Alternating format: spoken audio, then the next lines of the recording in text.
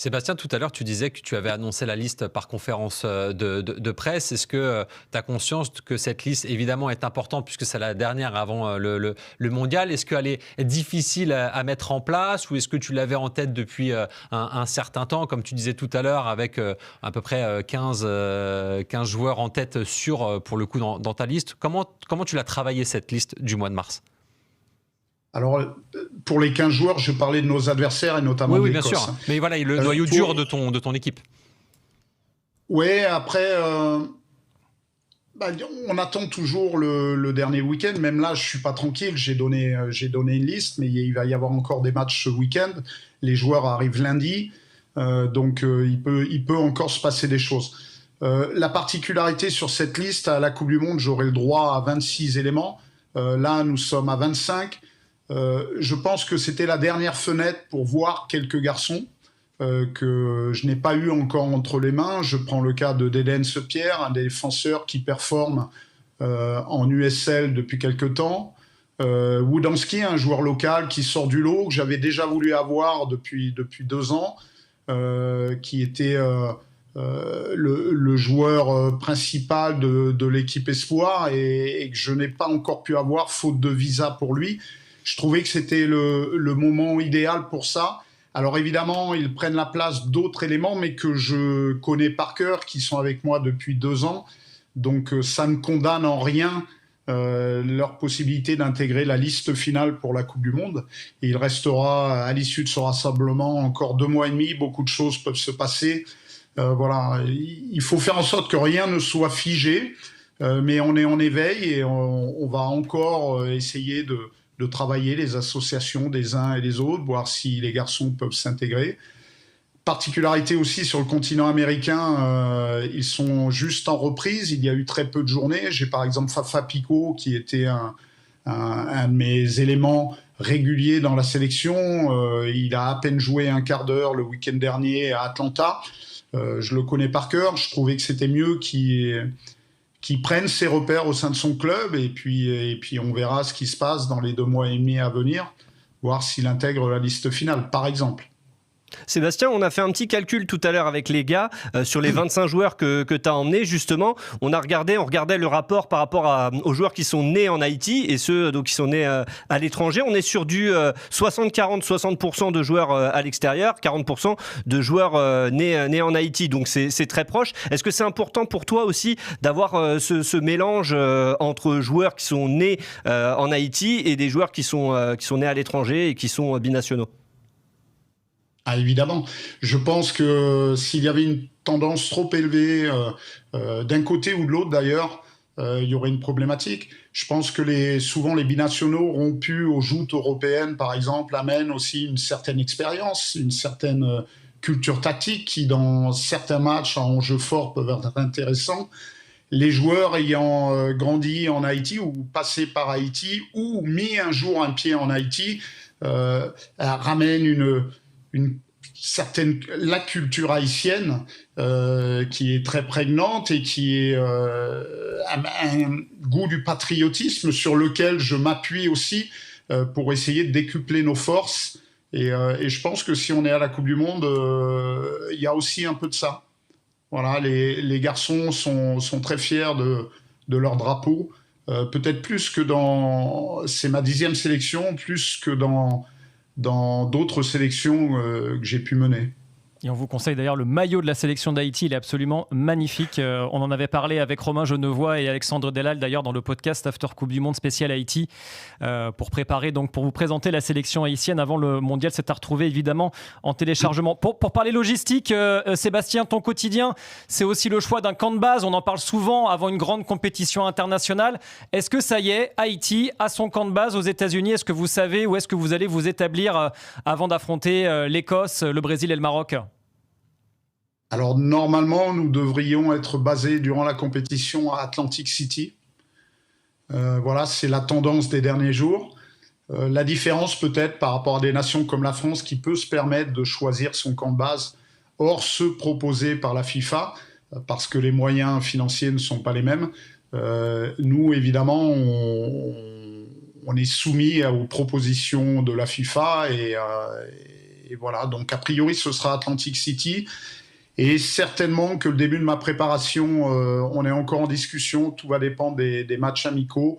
On est en discussion avec quelques nations, donc je vais pas en parler aujourd'hui, mais ça devrait se régler dans les jours qui viennent. Donc il est possible qu'on se prépare aux États-Unis en tout cas, mais peut-être au début, pendant les jours des matchs amicaux, peut-être sur un autre lieu que Atlantic City.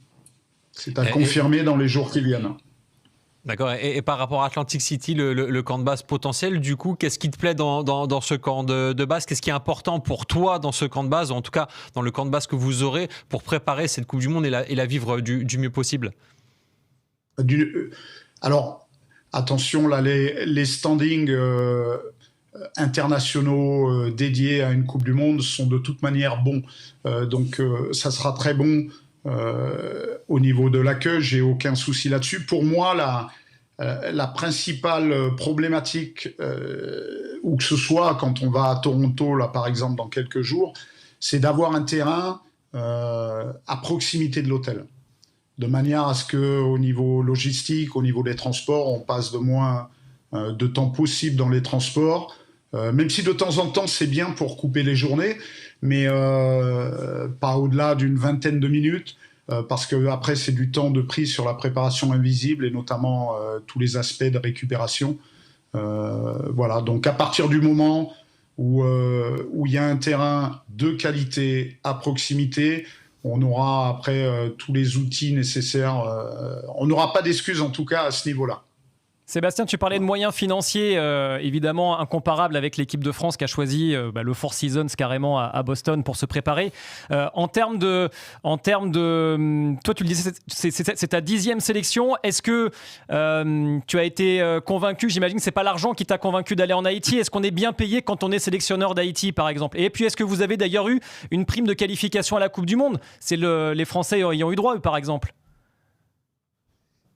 Écoute, là-dessus, le sélectionneur que je suis et le staff sont alignés avec des proportions différentes par rapport à ce que peuvent avoir les joueurs, et les joueurs sont en discussion actuellement. Je me mets un petit peu en retrait par rapport à ça. Sont en discussion avec les membres de la fédération, mais franchement, il n'y a pas de litige depuis ma venue à ce niveau-là. Je rappelle aussi que la fédération est sous la tutelle de la FIFA, donc ça garantit certaines choses. Après, généralement, il y a le respect de ce qui est promis, que ce soit aux joueurs ou au staff. On n'a aucun souci à ce niveau-là. Voilà. Alors évidemment, c'est pas financièrement parlant le meilleur contrat de ma vie, mais quand on a accepté cette mission, il y avait d'autres intérêts, et notamment celui de mener à bien cette mission qui était de qualifier l'équipe pour la Coupe du Monde. Et beaucoup m'ont pris pour un fou, mais je sentais qu'il y avait une opportunité folle. Les États-Unis, le Canada et le Mexique co-organisaient la Coupe du Monde, prenaient 3 places d'office. Il en restait minimum 3 pour des nations dans la zone CONCACAF. Après avoir scouté cette équipe, je sentais qu'il y avait un potentiel. Je connais mes qualités et mes défauts aussi. Je sentais que je pouvais peut-être amener une énergie pour entretenir une dynamique suffisante pour me qualifier.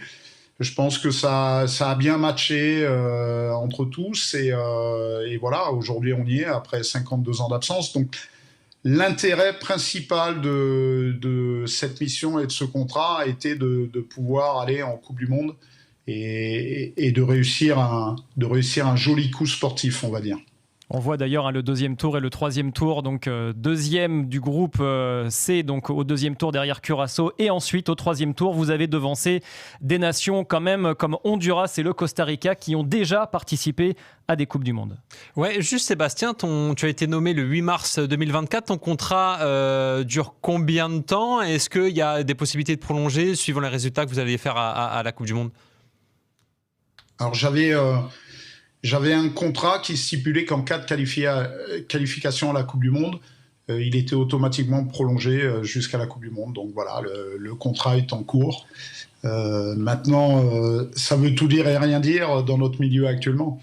Voilà. Ce qui est important, c'est de performer dans le prochain match.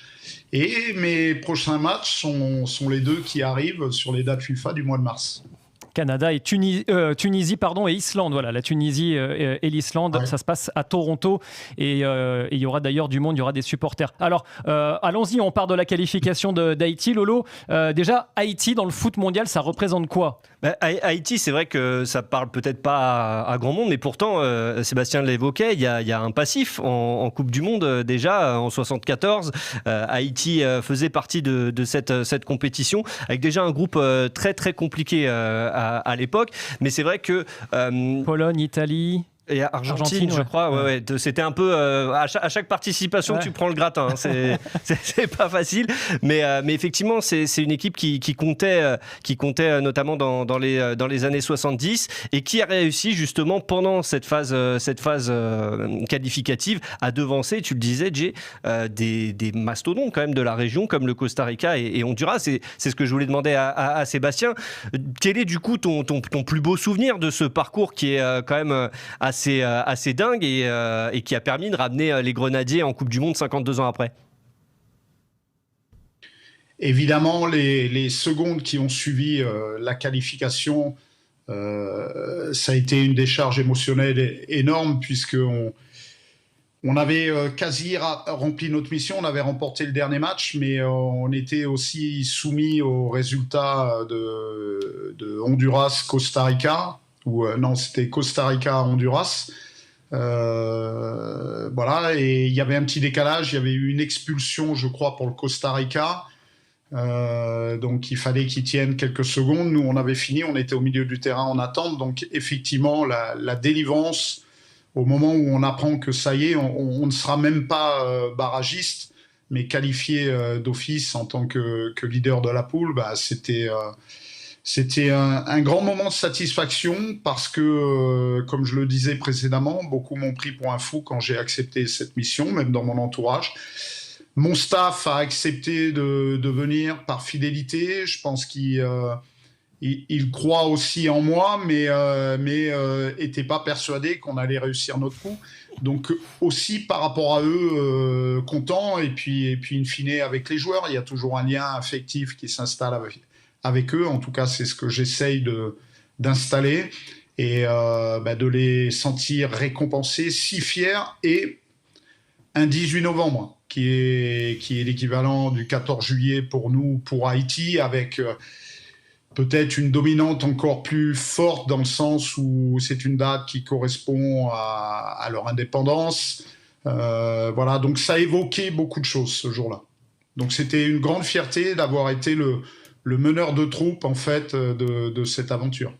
Lolo l'a dit, on va revoir le calendrier qui vous attend aux États-Unis. Sébastien, vous avez hérité, on va le dire, du groupe de la mort, le Brésil, l'Écosse, le Maroc, qui est donc désormais champion d'Afrique, même si ça aura peut-être changé d'ici là. Le Brésil, évidemment, recordman de victoires en Coupe du Monde avec 5 étoiles. Et puis l'Écosse, qui est toujours une nation difficile à manœuvrer. Calendrier, donc d'abord l'Écosse, ensuite le Brésil, puis le Maroc. Quelles sont vos ambitions, Sébastien ? Et qu'est-ce qu'il va falloir mettre en place pour espérer décrocher l'une des 3 premières places ? On rappelle que les meilleurs 3e pourront accéder au 16e de finale. L'ambition, quand on s'engage dans une compétition, c'est d'essayer de performer, pas simplement d'y participer. Donc, j'avais mis une feuille de route il y a 2 ans, lors du début de mon intronisation, qui s'est terminée en filigrane. On avait la Coupe du Monde au bout et j'avais demandé... j'avais une ligne du temps, une flèche du temps avec différentes étapes à valider et j'avais demandé à mes joueurs sur l'avant-dernière étape d'être toujours en possibilité de pouvoir se qualifier. Et on avait en toile de fond la Coupe du Monde. Donc on l'a validé.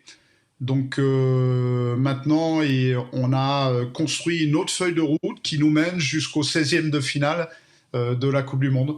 Voilà, donc c'est le projet que je vais présenter aux garçons la semaine prochaine, avec différentes étapes à valider. Il y a ces 2 matchs FIFA, il y aura une période de 2 mois où ils vont devoir être performants en club pour arriver dans les meilleures dispositions possibles. Il y aura ensuite des matchs de préparation et puis 3 matchs de poule où il va falloir être performant, essayer de prendre, évidemment, de répondre présent en termes d'image pour une nation comme Haïti, mais ça ne suffira pas. L'idée, c'est de prendre des points. Il y a une caractéristique différente dans cette Coupe du Monde, c'est que des meilleurs troisièmes seront possiblement qualifiables pour les 16e. Donc, à nous d'en faire partie. Il faudra qu'on performe à minima sur un des 3 matchs en termes de points. Donc voilà, plus tôt on les prendra, mieux ce sera. Donc on espère que dès l'Écosse, on pourra créer une certaine dynamique et un élan derrière cette équipe qui pourrait être très sympa à vivre en termes d'émotion pour mes garçons et le staff. Sébastien, juste pour rappel, Haïti, c'est donc 83e nation mondiale, l'Écosse 38e, Brésil 5e et Maroc 8e au classement FIFA. Voilà, vous avez été donc pour la première fois depuis 1974 en Coupe du Monde. Est-ce que tu as conscience que tu as marqué l'histoire? Et justement, qu'est-ce que ça te fait de savoir que tu marques l'histoire d'un pays? Parce que ça n'arrive pas tous les jours quand même. Évidemment satisfait. Après, il faut relativiser. Les joueurs, surtout, ont marqué l'histoire parce que nous, on n'existe que si les joueurs sont performants. Voilà, on a réussi modestement à faire qu'il y ait les connexions nécessaires entre eux pour devenir performants. Non, ce qui est fort, c'est que une des 2 premières nations black à se qualifier pour une Coupe du Monde, c'était Haïti en 74 avec le feu Zaïre qui est devenu la RDC depuis, et que aujourd'hui je suis à la tête de cette équipe et on revient. Donc on remet quelque part l'église au milieu du village. On retrouve un rôle que Haïti n'aurait pas dû perdre. Voilà, donc on revient sur le devant de la scène et je vais faire un petit clin d'œil parce qu'en 74, je vous ai dit les 2 nations. Et il se trouve que mon meilleur ami, Sébastien de Sabre, est aujourd'hui mon ancien partenaire de club, mon ancien joueur également, ami plus que très proche, membre de ma famille, est en passe aujourd'hui, je l'espère, de se qualifier également pour la Coupe du Monde. Donc ce serait, dans notre histoire personnelle, au-delà des considérations médiatiques, ce serait fantastique tous les 2 de ramener ces 2 nations qui étaient les premières nations black qualifiées, de les ramener en Coupe du Monde. Ouais, Voilà. Ce serait une histoire assez incroyable. Et ce serait encore mieux qu'il y ait des supporters haïtiens. Sébastien, pour vous encourager, alors vous avez la chance d'avoir une forte diaspora. Et je crois qu'il y a 850 000 Haïtiens qui vivent aux États-Unis. Mais on a entendu dire que certains, même s'ils ont pris les billets, étaient assez craintifs de la police de l'immigration mise en place par Donald Trump. Qu'est-ce qu'on en sait aujourd'hui? À quel soutien tu t'attends aux États-Unis lors des matchs d'Haïti? Et est-ce qu'il y a un message à faire passer vis-à-vis des supporters de la sélection des Grenadiers? Alors je dirais que déjà, dans un premier temps, malheureusement, nous sommes rompus à ce genre de contraintes, puisque depuis 2 ans, nous évoluons en permanence à l'extérieur, parfois dans des contrées où il y a beaucoup moins de ressortissants d'origine haïtienne. Voilà, donc on a su aussi puiser une certaine énergie pour essayer de renvoyer un message à distance au peuple haïtien, qui souffre aussi de ne pas partager ces moments avec son équipe nationale. On a su puiser une certaine force là-dedans. Il va falloir encore s'en nourrir.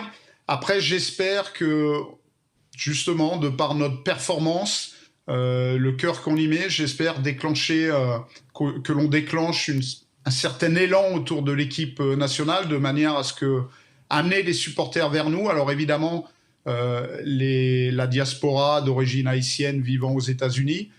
Ce que je ne peux pas gérer aujourd'hui, c'est justement les problèmes avec la police locale. Je ne sais pas où on en sera dans 3 mois. J'ose espérer qu'une fête comme la Coupe du Monde permette que voilà, chacun puisse venir au stade dans une belle ambiance. Voilà, c'est le moins qu'on puisse espérer et j'espère que mes joueurs pourront à minima partager de belles émotions avec leurs supporters, avec des fans. Malheureusement, on n'a pas pu le faire localement. Un petit peu à Curaçao, au moment de la qualif contre le Nicaragua. Voilà, on avait 200 ou 300 supporters, mais voilà, les joueurs mériteraient plus parce que ce sont des moments rares dans une carrière. Voilà, j'espère que ce sera le cas. À nous aussi de déclencher quelque chose de manière qu'il y ait un élan sympathie autour de notre équipe. Maintenant, ça me fait peur. J'ai joué le Brésil sur la dernière Coupe du Monde avec le Cameroun. Le stade était jaune et vert aux couleurs du Brésil.